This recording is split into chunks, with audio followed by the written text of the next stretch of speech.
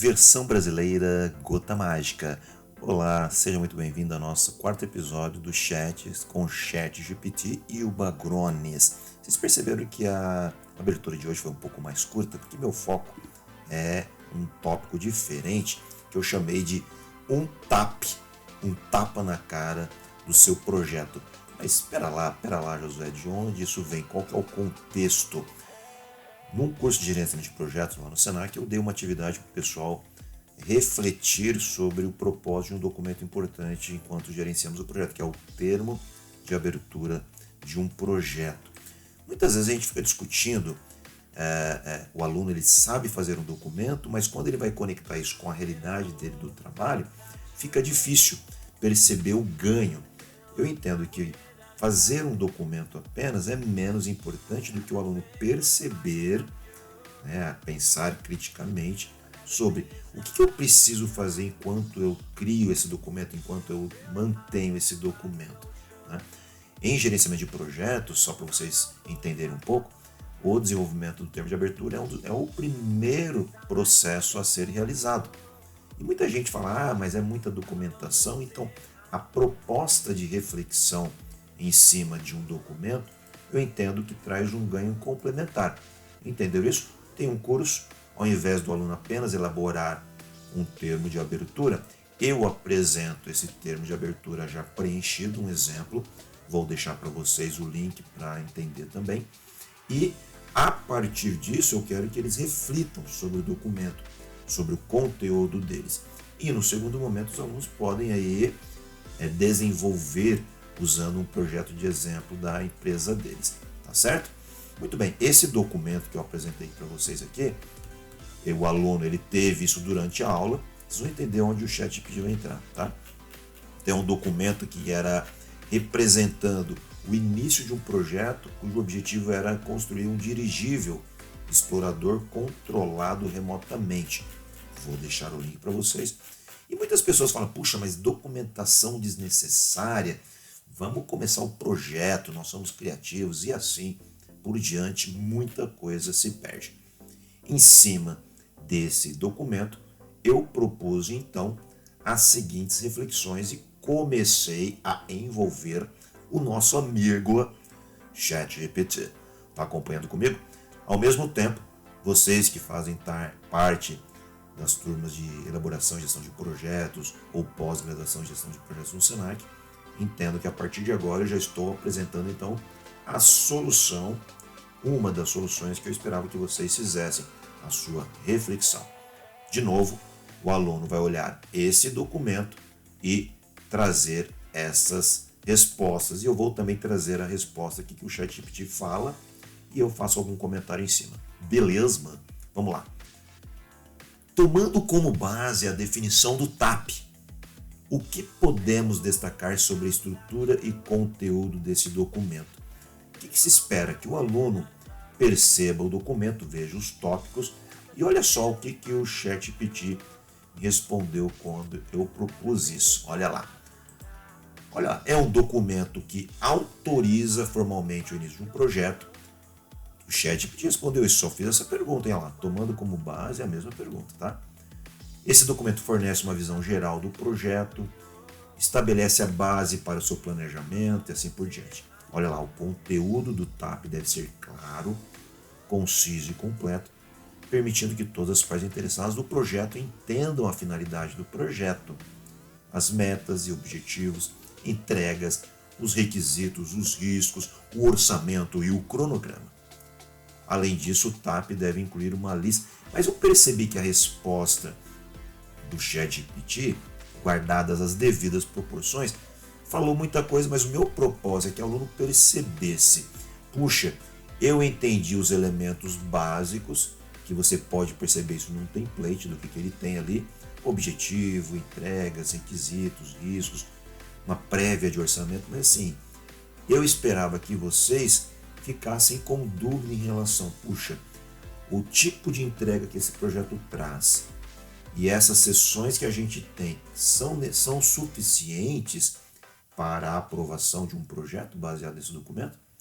E aí no finalzinho aqui o ChatGPT trouxe algo que eu achei interessante, olha lá.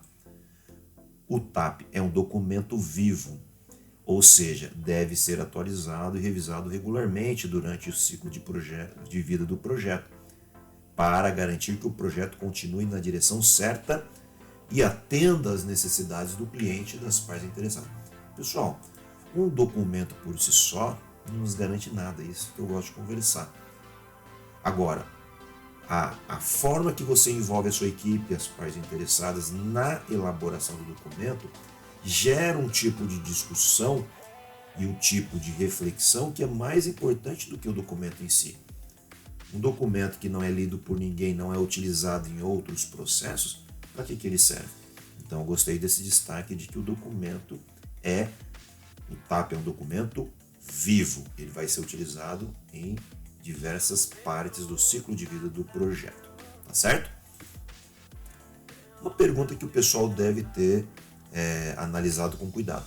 O nível de detalhe do escopo é suficiente para a elaboração de estimativas, prazo, custo? Então o aluno, o que eu quero que o aluno reflita? Quando ele vem para um documento como esse e olha, por exemplo, a descrição do escopo, o que vai fazer parte do projeto, o que eu quero que o aluno confronte? Ele olha o escopo, a descrição do que se espera, a especificação. E quando eu perguntei isso aqui para vocês, olha lá, é suficiente o nível de detalhe? Então é mais importante que você tenha pensado o seguinte: olhe as estimativas, analise a estimativa de duração. Olha, para fazer esse dirigível, estimamos 3 meses e também tem uma expectativa de custo, né, que foi somando aqui, tal de R$18.000. Eu gosto de conversar com os alunos pensando o seguinte: muitas vezes você vê um escopo muito bem detalhado e uma estimativa de custo e de prazo, e elas estão coerentes. O que acontece? Muitas vezes você tem um escopo de um projeto, pensa em uma gestão pública, aí de uma construção de uma parte da linha do metrô, envolvendo ali 250 milhões de reais. Você concorda que o nível de detalhe do escopo desse projeto tem que justificar as estimativas geradas? É isso que eu queria que você raciocinasse. Então, nesse documento que você viu, você entende que o nível de detalhe é suficiente para justificar? Vamos incrementar com o que o ChatGPT respondeu? Olha lá. Quando vejo exemplo de TAP, me preocupa o seguinte fato: o nível de detalhe com o qual o escopo foi preenchido é suficiente, adequado para justificar e facilitar a elaboração de estimativas? Comente. E aí ele trouxe aqui. Depois eu vou compartilhar todas as respostas para a gente não ficar perdendo tempo aqui. Peço que você olhe, tá? Então olha que eu gosto de destacar. É importante que o escopo seja suficientemente detalhado para justificar e facilitar a elaboração de estimativas de prazo e custo. Afinal, o TAP é o documento que formaliza o início do projeto. Se ele for aprovado, os recursos da empresa serão utilizados no desenvolvimento desse projeto, né? Sem o escopo claro, os prazos e custos podem ser estimados de forma inadequada. Vou depois deixar esse bate-papo para você analisar com mais cuidados. Tudo bem? Terceira pergunta de reflexão: qual o propósito da seção premissas? Antes de mostrar o documento, já vou falar para você o que o ChatGPT respondeu. Eu perguntei isso para ele, olha lá. Perguntei para ele, não mostrei documento nenhum, eu tinha pedido para ele criar um para mim, tá? Cadê? Pixe, eu pulei aqui, acho que eu me perdi. Me perdi. Onde que estão as perguntas, Josué, bonitão? Muito bem, tá aqui, ó. A seção de premissa tem o propósito do quê? Apresentar suposições. Então, quando você vem neste documento que eu acabei de compartilhar, certo? E você vai lá na seção de premissas, repare, olha lá, um exemplo de premissa. Poderemos contar com empréstimos de equipamentos com o objetivo de reduzir os custos do projeto. Opa! Muitas pessoas entendem como restrição, mas não, na verdade, olha o que o ChatGPT respondeu. Propósito, essa seção tem o propósito de apresentar suposições que foram feitas no início do projeto. e que serviram como base para a elaboração do plano. Tais suposições são consideradas verdadeiras e aceitas pelos envolvidos, mesmo que elas possam estar incorretas ou imprecisas. Respondeu perfeitamente. Depois vocês leem com mais cuidado. Existem situações durante o planejamento que você precisa assumir alguns fatos como verdade para dar prosseguimento no seu projeto. Mas você não consegue comprovar. Vamos supor que o seu projeto, neste documento que eu acabei de apresentar, falasse sobre as interações com os fornecedores internacionais. Nós vamos manter a cotação aqui em dólar. E você assume que a cotação do dólar não vai passar de 5,40. Isso é uma premissa, porque você não tem controle sobre isso, tá? Então, para mais detalhes, consulte nos comentários aqui do vídeo o que o ChatGPT complementou e eu aprovei, tá? O professor deixou aprovado a resposta do ChatGPT. Qual o propósito da seção restrições? Poxa, tá claro, né? É você identificar campos, situações que restringem, apresentam limitações para o seu projeto. Olha lá, olha que o ChatGPT respondeu. Perguntei para ele, né? Qual o propósito da seção restrições? Quais os benefícios e desafios de se criar esse tipo de controle? Olha lá. Listar e definir limitações que podem afetar o projeto. Podem ser de natureza técnica, financeira, temporal ou relacionadas a recursos humanos, por exemplo. O objetivo é garantir que a equipe do projeto e as partes interessadas tenham conhecimento prévio das restrições que podem afetar o projeto. Para quê? De forma que consigam planejar adequadamente e tomar as decisões apropriadas. Eu não vou ficar lendo tudo isso, tá? Depois você lê com mais cuidado, mas olhando o documento em si, tá certo? Você olha aqui, ó, restrições. O tempo disponível para execução é de apenas 10 semanas. São situações que restringem, que limitam o nosso projeto. Você começa a entender a importância desse documento que deveria ser feito antes da aprovação do projeto e não depois.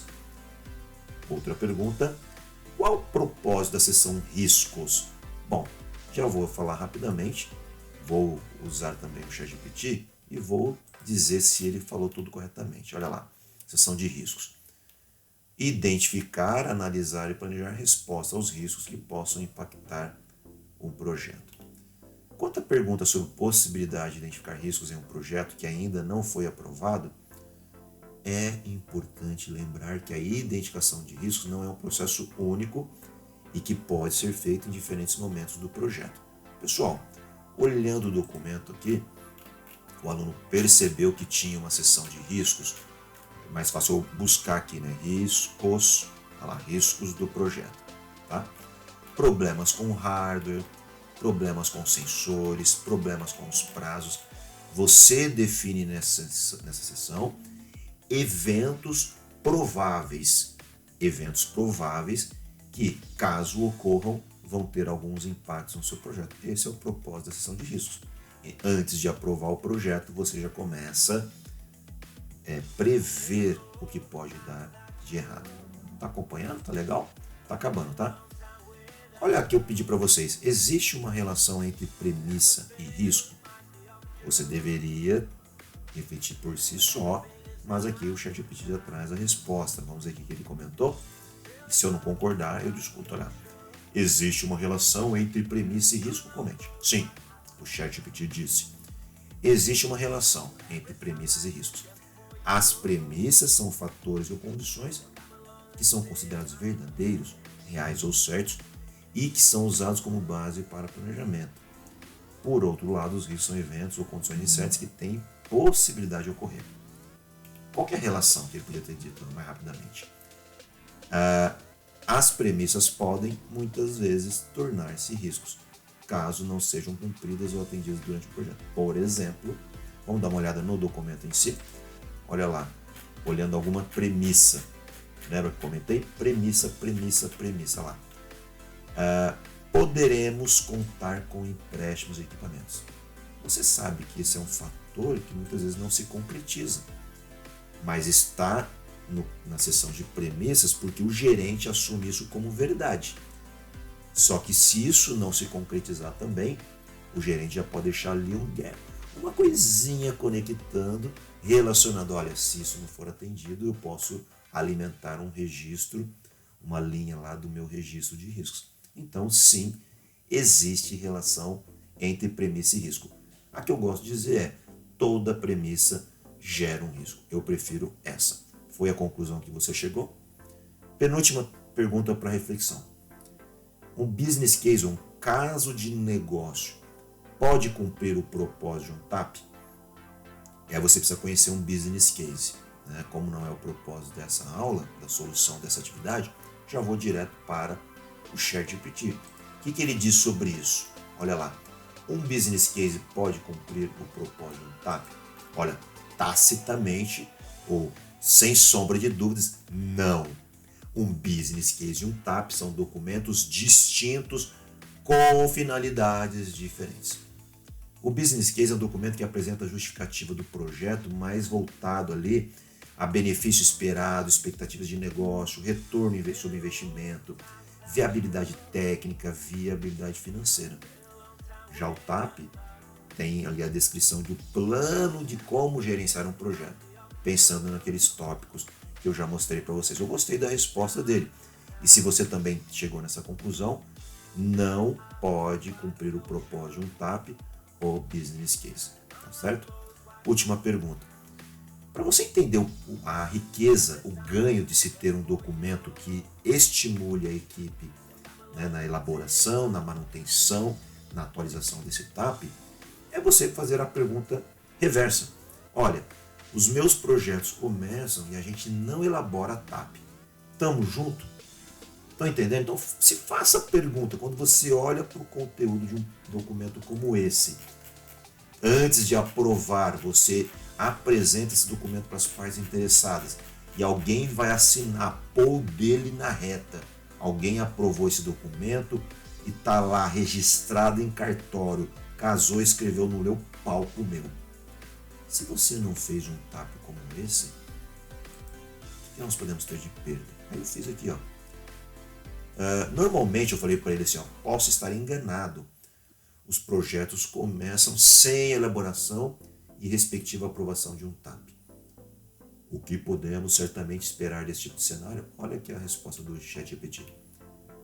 Começar um projeto sem elaboração e aprovação de um TAP pode levar a uma série de problemas, como falta de clareza sobre o escopo, objetivos mal definidos, riscos não identificados e mal gerenciados, custos e... Ou seja, os tópicos que são apresentados no TAP não servem apenas para documentar. Para alimentarmos esse documento, muita troca de informação deve ser realizada entre as partes interessadas. E se isso não é feito, eu entendo que isso é um tiro no escuro. Sem um TAP é difícil estabelecer expectativas realistas e acordadas entre o gerente e as partes interessadas. Além disso, sem um TAP é difícil identificar e lidar com possíveis problemas. É como se lá no decorrer do projeto, alguns problemas de estouro de orçamento, problemas de relacionamento, conflito na equipe, com o fornecedor, com o cliente, usuário, e você fala, puxa, quem aprovou um projeto desse sem pensar nessas situações? Foi justamente a situação onde você considerou que fazer um TAP é apenas a encheção de linguiça e não fez uma reflexão como essa. O que você acha que aconteceu? Faz sentido? E aí você pode perguntar. Né? Aqui foi encerrada a correção daquelas reflexões que eu propus. Eu vou apresentar para vocês um template rapidamente e vou dar a referência, é claro, da empresa que criou. Tá aqui, vou fornecer também um link para vocês. Tá? Um template, uma casquinha de um termo de abertura com as seções. É de um outro... aqui, ó. Todos, isso aqui é compartilhado gratuitamente, mas estou apenas citando. Este modelo foi disponibilizado pelo portal Análise de Requisitos, tá certo? As referências dadas. E ele deixa baixar gratuitamente, eu vou compartilhar com vocês. Aqui é o histórico de versões, olha lá, objetivos do documento, identificação das partes interessadas, justificativa do projeto, olha lá, muito parecido com o exemplo que eu dei preenchido, critérios de aceitação, estruturação. Eu não falei sobre EAP, mas tem outro vídeo aqui no canal que vocês podem estudar essa importante ferramenta. marcos e entregas principais, requisitos principais, premissas, riscos, restrições, recursos de orçamento do projeto. Faltou aqui no meu entendimento uma seção que fala sobre, é importante dizer quem está assinando, quem são as partes interessadas que aprovaram o documento e estão assinando, estão colocando a sua, vamos dizer, o seu na reta a respeito do que está neste documento. Tá certo? Deixo aqui para vocês também um agradecimento ao chat que compartilhou comigo essa conversa maravilhosa. E ele até falou assim, falar sobre o TAP, sobre o TAP, tá. Né? E vou aqui agradecer a você, passar rapidamente outros slides e deixar apenas aqui no final o meu muito obrigado. Espero que vocês tenham aproveitado. Lembrando que faz sentido para quem participou da aula, entendeu o processo de desenvolver o termo de abertura e a atividade era refletir sobre o documento, não só apenas criar o documento, e a colaboração, a participação sempre perene do nosso amigo ChatGPT. Considere se inscrever, compartilhe com seus amigos, proponha novos conteúdos e fica aí o meu convite para a próxima, para o próximo episódio de ChatGPT, trazendo discussões interessantíssimas sobre tecnologia, educação, carreira, gestão de projeto e tudo mais. Deixo aqui meu grande abraço para vocês e até a próxima. Tchau, tchau, pessoal!